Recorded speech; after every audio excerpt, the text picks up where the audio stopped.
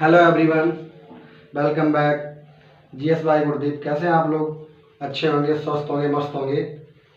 रोज़ की तरह आज भी मैं आपके सामने उपस्थित हूँ और आज हम चर्चा करेंगे भूगोल विषय के बारे में, जिसमें चल रहा था हमारा भारत का भूगोल। और भारत के भूगोल के बारे में मैंने आपको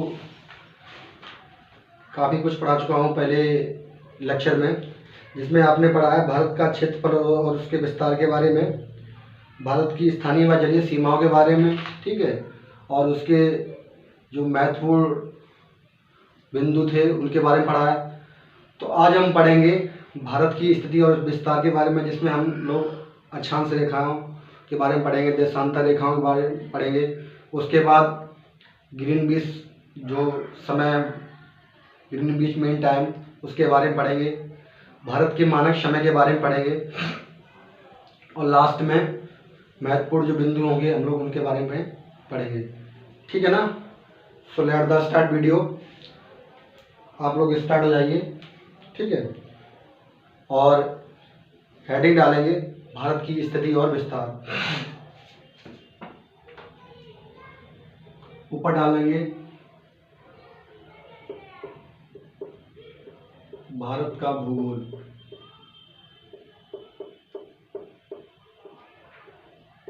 इसमें डालेंगे स्थिति और विस्तार के बारे में, स्थिति और विस्तार।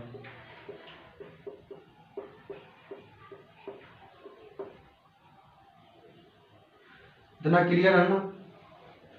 इसमें पढ़ेंगे अक्षांश और देशांतर रेखाओं के बारे में कि अक्षांश रेखाएं क्या होती हैं, देशांतर रेखाएं क्या होती हैं, और उन्हीं से हमारे भारत की स्थिति और विस्तार के बारे में पता चलेगा। और इससे पहले जो मैंने आपको पहला लेक्चर पढ़ाया था उसमें मैं एक पॉइंट लिखाना आपको भूल गया था, भारत के क्षेत्रफल के बारे में। तो भारत का क्षेत्रफल यही कहीं कोने में डाल लीजिए, 32,87,263 वर्ग किलोमीटर। ठीक है ना? बाकी मैंने और चीज़ें आपको पढ़ा दी थी विधिवत तरीके से, तो ये पॉइंट हालांकि लिखा था लेकिन ध्यान नहीं रहा था उस टाइम पे, तो मैंने आपको यहाँ पर नोट करा दिया, आप नोट कर लेना। ठीक है ना? तो अक्षांश और देशांतर रेखाओं के बारे में पढ़ते हैं, तो बहुत ध्यान से देखेंगे, ठीक है, सुनेंगे और देखेंगे। ये जैसे हमारा ग्लोब है,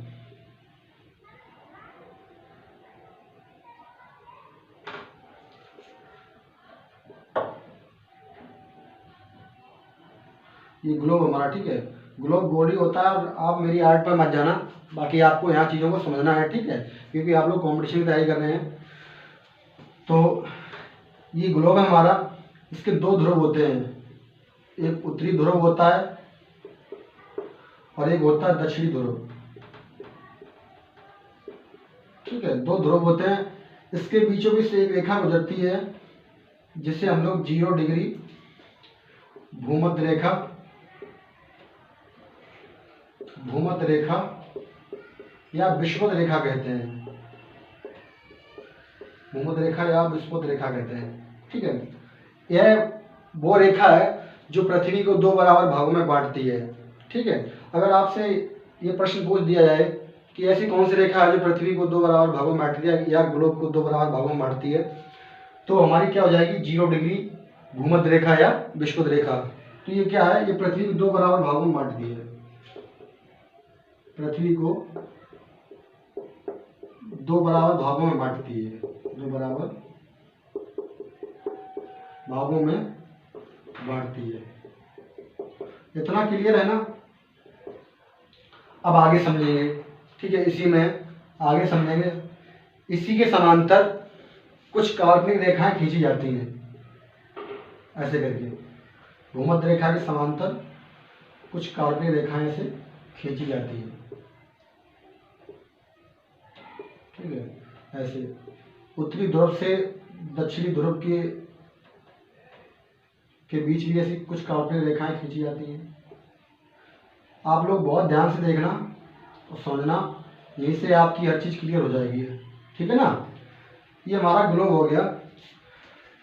अब देखिए यहाँ पर अक्षांश और रेखाओं के बारे में और देशांतर रेखाओं के बारे में जानेंगे। अक्षांश रेखा है, इन्हें इंग्लिश में कहते हैं लेटीट्यूड, लेटीट्यूड ट्यूड लाइन, ठीक है। देशांतर रेखा को कहते हैं, रेखाओं को कहते हैं लॉन्गिट्यूड, लॉन्गिट्यूड लाइन। इतना क्लियर है ना? अब देखेंगे, यही से परिभाषा आपकी क्लियर होगी। अक्षांश रेखाएं किसे कहते हैं? तो भूमध्य रेखा के समांतर खींची गई, ठीक है ना, भूमध्य रेखा के समांतर खींची गई, ठीक है, जो रेखाएं हैं भूमध्य रेखा के समांतर खींची गई रेखाएं या काल्पनिक रेखाएं, ये क्या कहलाती हैं? अक्षांश रेखाएं कहलाती हैं। तो डालेंगे, लिखेंगे परिभाषा, भूमध्य रेखा के समांतर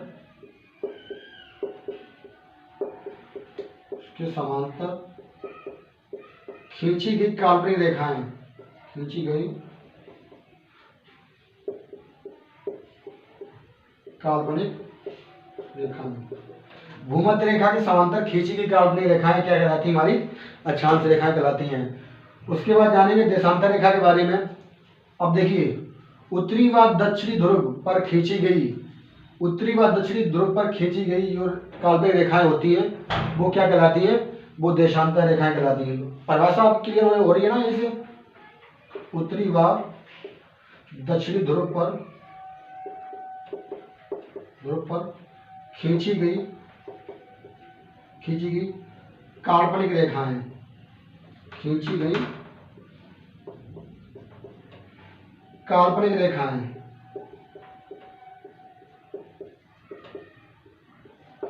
उत्तरी व दक्षिणी ध्रुव पर खींची गई ये वाली काल्पनिक रेखाएं क्या कहलाती है? हमारी देशांतर रेखाएं। क्लियर है इतना? अब उसके बारे में आगे जानेंगे इसके बारे में। इसको रब करते हैं।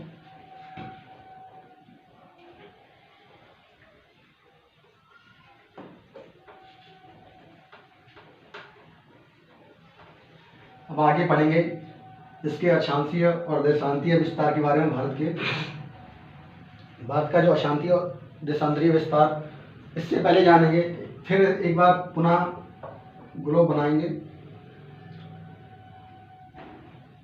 ठीक है, दोबारा फिर से ग्लोब बनाएंगे ऐसे करके, ठीक है। ये हमारी क्या थी? 0 डिग्री भूमध्य रेखा, ठीक है, या विषुवत रेखा, ठीक है। इसी समांतर जो रेखाएं खींची गई थी आपको बता चुका हूं। अब इस पे देखेंगे कर्क रेखा और मकर रेखा के बारे में, उत्तरी ध्रुव दक्षिणी ध्रुव, ठीक है। कर्क रेखा और मकर रेखा के बारे में जानेंगे।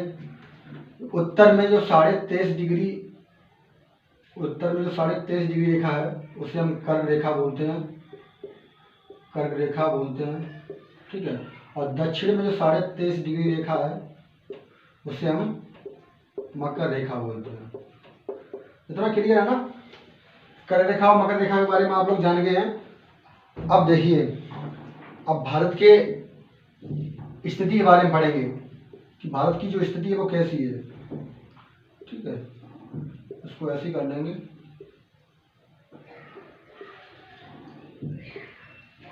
ठीक है। ये हमारा भूमध्य रेखा है हमारी 0 डिग्री। भारत की जो स्थिति है कुछ इस तरीके से है, ठीक है। तो डालेंगे भारत की स्थिति, देखेंगे पॉइंट, भारत की जो स्थिति है वो ग्लोब पर कैसी है? भारत की स्थिति ग्लोब पर, भारत की स्थिति ग्लोब पर। तो भारत जो है वो कैसा है? उत्तरी गोलार्ध में है, उत्तरी गोलार्ध में व पूर्वी देशांतर में है, पूर्वी देशांतर में है, ठीक है। भारत जो है उत्तरी गोलार्ध व पूर्वी देशांतर में स्थित है ना, साधना भैया। भारत की जो है ना उत्तरी गोलार्ध व पूर्वी देशांतर में स्थित है। अब इसके अक्षांशीय विस्तार के बारे में जानेंगे और देशांतरीय विस्तार के बारे में जानेंगे। तो अक्षांशीय विस्तार जो है, अक्षांशीय विस्तार, ठीक है, और उसके बाद देशांतरीय विस्तार।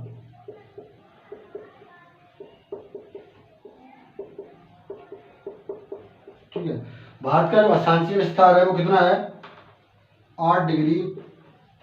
ये बहुत महत्वपूर्ण पॉइंट है, इसको नोट करना, ये अक्सर परीक्षा में पूछा जाता है। 8 डिग्री 4 मिनट से लेकर 37 डिग्री 6 मिनट उत्तरी अक्षांश।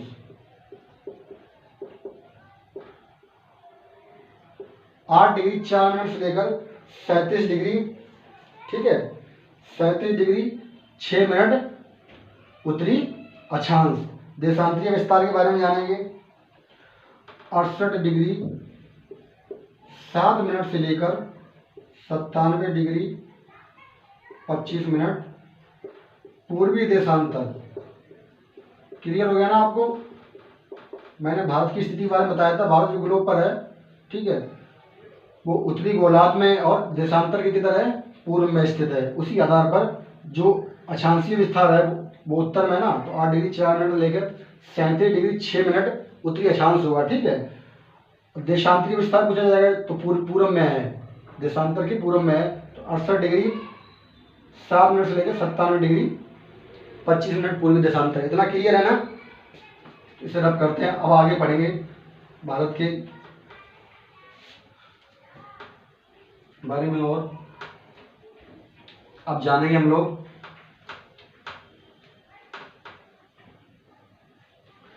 ग्रीनविच माध्य समय के बारे में जानेंगे। ग्रीनविच माध्य समय, इसे जीएमटी बोलते हैं। ठीक है, जीएमटी बोलते हैं इसे, ग्रीनविच मीन टाइम भी बोलते हैं।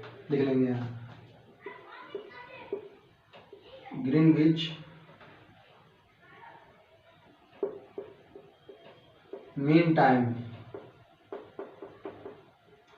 ठीक है, इसे ग्रीनविच मीन टाइम बोलते हैं। ग्रीनविच मीन टाइम जो है ये हमारे लंदन से लिया गया है, लंदन से लिया गया है। ठीक है, ग्रीनविच मीन टाइम लंदन से लिया गया है। इसके बारे में जानेंगे। जो एक डिग्री देशांतर होता है, एक डिग्री देशांतर समय पूर्व तरफ जाने पर क्या होता है, 4 मिनट बढ़ता है, और पश्चिम तरफ जाने पर क्या होता है, 4 मिनट घटता है। तो 1 डिग्री देशांतर बढ़ाव कितना होता है, 4 मिनट की। ठीक है, तो 15 डिग्री देशांतर, तो 15 गुणे 4 बराबर 60 मिनट, यानी कि 1 घंटा। अब इसको समझेंगे। जैसे मैंने आपको ग्लोब बताया था, ठीक है,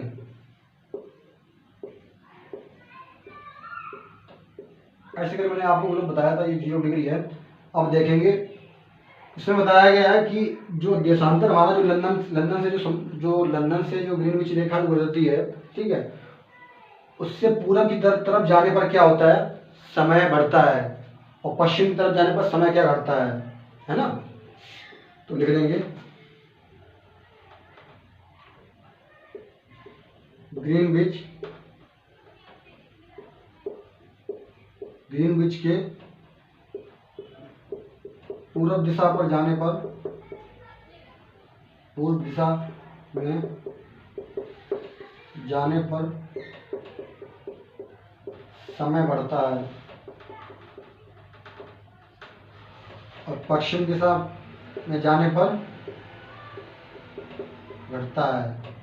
इतना क्लियर है ना? ठीक है, इसीलिए आपने देखा होगा कि हमारे गुजरात और अरुणाचल प्रदेश के समय में क्या है, 2 घंटे का अंतर आता है। वैसे जैसे रूस में जो समय जोन है वो 11 है, और चीन में भी 11 समय जोन है, इसको नोट कर लेना कहीं पे। और भारत में भी जैसे मतलब मांग की जा रही है कि दो दो समय जो जोन होना चाहिए, क्योंकि गुजरात के और अरुणाचल प्रदेश समय में क्या होता है, 2 घंटे का अंतर आता है। वो डिग्री के हिसाब से मैंने बताया था ना आपको, 1 डिग्री देशांतर पूरब की तरफ जाने में क्या होता है, 4 मिनट बढ़ते हैं, और पश्चिम में जाने पर क्या होता है, ये घटता है ये। ठीक है ना, इतना क्लियर है ना। अब और आगे देखेंगे इसके बारे में। अब भारतीय मानक समय के बारे में जानेंगे। ठीक है, अभी तक हमने ग्रीनविच के बारे में पढ़ा है, भारतीय मानक समय के बारे में जानेंगे। जो हमारा भारतीय मानक समय है, ठीक है, ये इलाहाबाद के नैनी से लिया गया है। ठीक है, इलाहाबाद के नैनी से लिया गया, कितना, 82.5 डिग्री देशांतर। ठीक है, 82.5 डिग्री देशांतर हमारे इलाहाबाद से लिया गया है। कहाँ से, नैनी से। और यह जो भारतीय मानक समय है, ये 5 राज्यों से होकर गुजरता है। तो कौन कौन से राज्य हैं, आपका एक उत्तर प्रदेश हो गया है, दूसरा मध्य प्रदेश हो गया है, तीसरा छत्तीसगढ़ हो गया है, चौथा आपका उड़ीसा हो गया, पांचवा हो गया आपका आंध्र प्रदेश। तो इसके बारे में भी जानेंगे मोटा मोटा, भारतीय मानक समय के बारे में। भारतीय मानक समय, ठीक है, ये इलाहाबाद के नैनी से लिया गया है। इलाहाबाद के नैनी से लिया गया है। कितना है ये, 82.5 डिग्री, 82 डिग्री पूर्वी देशांतर। ठीक है, 82.5 डिग्री पूर्वी देशांतर लिया गया है। और ये 82.5 डिग्री पूर्वी देशांतर ये लंदन के समय से कितना आगे है, तो ये 5 घंटा 30 मिनट आगे है। 5 घंटा 30 मिनट आगे है लंदन के समय से। 5 घंटा 30 मिनट आगे है लंदन के समय से।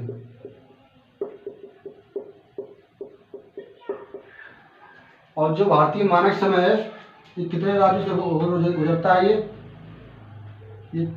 ये 5 राज्यों से होकर गुजरता है। 5 राज्यों से होकर गुजरता है। वो कौन कौन से 5 राज्य हैं डालेंगे। पहला है हमारा उत्तर प्रदेश, दूसरा है हमारा मध्य प्रदेश, तीसरा है हमारा छत्तीसगढ़, चौथा है हमारा उड़ीसा, पांचवा कौन सा है हमारा, आंध्र प्रदेश। 5 राज्य कौन कौन से हैं, उत्तर प्रदेश, मध्य प्रदेश, छत्तीसगढ़, उड़ीसा और आंध्र प्रदेश। इतना क्लियर है ना। ये तो हो गया भारतीय मानक समय के बारे में। अब जानेंगे भारत की जो कर्क रेखा है, वो भारत के कितने राज्य से होकर गुजरती है। जो कर्क रेखा है, पहली बात तो कर्क रेखा जो हमारी है, ये भारत को 2 बराबर भागों में बांटती है। ठीक है, कर्क रेखा, कर्क रेखा जो भारत को 2 बराबर भागों में बांटती है।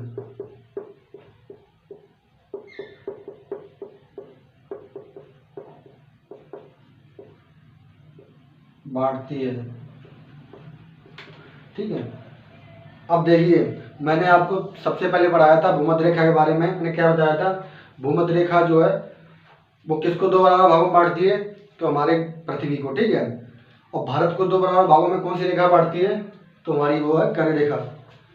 और ये जो कर्क रेखा है भारत के 8 राज्यों से होकर गुजरती है। 8 राज्यों से होकर गुजरती है। वो 8 राज्य कौन से हैं, तो सबसे पहले है गुजरात। बहुत ध्यान से इसको पढ़ना है। ठीक है, कभी कभी मतलब सिस्टमेटिक तरीके से लगाने के लिए बोल देता है कि पश्चिम से पूरब की ओर लगाइए। मतलब कर्क रेखा भारत के कितने राज्यों से गुजरती है, पश्चिम से क्रमशः पश्चिम से पूरब की ओर लगाइए या पूरब से पश्चिम की ओर लगाइए। तो बहुत ध्यान से देखेंगे, ये पश्चिम से पूरब की ओर है तो गुजरात है, दूसरा राजस्थान है,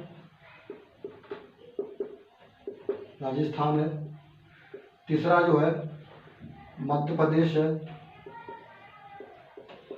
चौथा जो है वो आपका छत्तीसगढ़ है। चौथा छत्तीसगढ़ है। उसके बाद पांचवा जो है झारखंड है। छठा जो है वो आपका त्रिपुरा है। सातवां आपका जो है वो क्या है, मिजोरम है। और जो आपका लास्ट है वो कौन सा आपका, पश्चिम बंगाल। ठीक है, इतना क्लियर है ना। अब देखिए ये 8 राज्यों से होकर गुजरती है। पहला पश्चिम से पूर्व का ये विस्तार है। पहले गुजरात है, फिर राजस्थान, मध्य प्रदेश, छत्तीसगढ़, पांचवा झारखंड, छठा त्रिपुरा, सातवां मिजोरम, आठवां कौन सा हमारा, पश्चिम बंगाल। यदि पूर्व से पश्चिम की तरफ पूछते हैं विस्तार, जैसे बड़े जो एग्जाम होते हैं उनमें पूछा जाता है, तो पहले इधर से काउंट कर लेंगे, पश्चिम बंगाल, मिजोरम, त्रिपुरा, झारखंड, छत्तीसगढ़, मध्य प्रदेश, राजस्थान और गुजरात से। इतना क्लियर है ना। अब भारत के कुछ बिंदुओं के बारे में जानेंगे, दूरस्थ जो बिंदु भारत के उनके बारे में जानेंगे। भारत के दूरस्थ बिंदुओं के बारे में जानेंगे कि सबसे पूछ देता है कि सबसे पूर्वी बिंदु कौन सा है, सबसे पश्चिमी बिंदु कौन सा है, सबसे उत्तरी बिंदु, सबसे दक्षिणी बिंदु, ये कहाँ पर स्थित है ना, तो उनकी स्थिति के बारे में जानेंगे। तो भारत के दूरस्थ बिंदु डालेंगे, भारत के दूरस्थ बिंदु।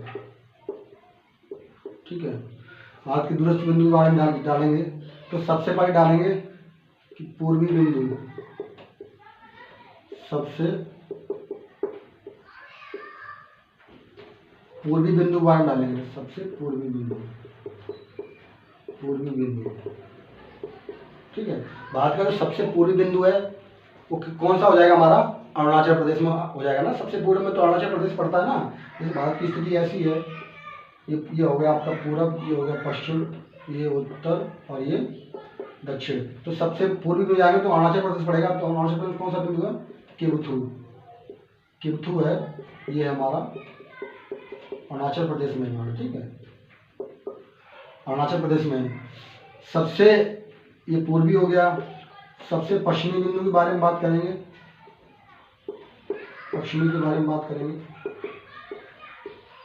तो पश्चिमी हमारा कौन सा पड़ता है, पश्चिमी इधर, तो ये हमारा गुजरात का हो जाएगा ऐसा ना। गुजरात में कौन सा पड़ता है, सरक्रीक, सरक्रीक।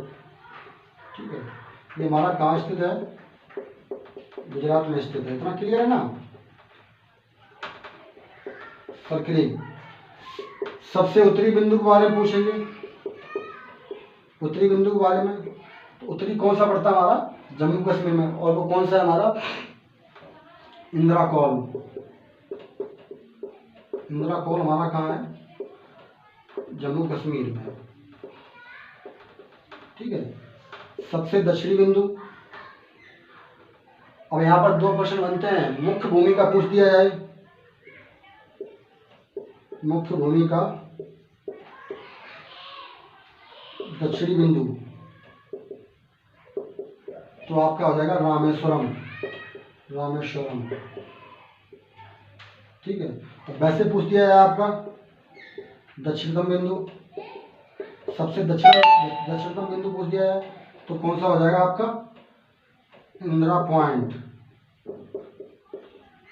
इंदिरा पॉइंट हो जाएगा आपका। ठीक है, इसे पिगमेलियन पॉइंट भी कहते हैं। ठीक है, पार्सन पॉइंट भी कहते हैं। ठीक है, इतना क्लियर है ना। ठीक है, आगे ये अंडमान निकोबार द्वीप समूह में, इतना नोट कर लेंगे। आगे देखेंगे कुछ महत्वपूर्ण पॉइंट रहेंगे उनके बारे में। सीमावर्ती और पड़ोसी देशों के बारे में जानेंगे। ठीक है, कौन कौन से सीमावर्ती देश हैं, कौन कौन से पड़ोसी देश हैं, तो जानेंगे। भारत के जो हैं वो 7 सीमावर्ती देश लगते हैं। ठीक है, जिसमें आपका पाकिस्तान है, अफगानिस्तान है, पाकिस्तान, अफगानिस्तान, नेपाल, भूटान है आपका, बांग्लादेश और म्यांमार है। ठीक है, 7 जो सीमावर्ती देश हैं, ठीक है, और 2 जलीय देश हैं जिसमें आता है हमारा श्रीलंका और मालदीव। तो कुल मिला के 9 है, ठीक है, 9 है कुल मिला के। तो डालेंगे सीमावर्ती देश, सीमावर्ती देश कितने हैं हमारे सीमावर्ती देश? वैसे 9 है, ठीक है, 7 स्थलीय हैं, 7 स्थलीय और 2 जलीय हैं, ठीक है। तो 7 स्थलीय कौन से हैं?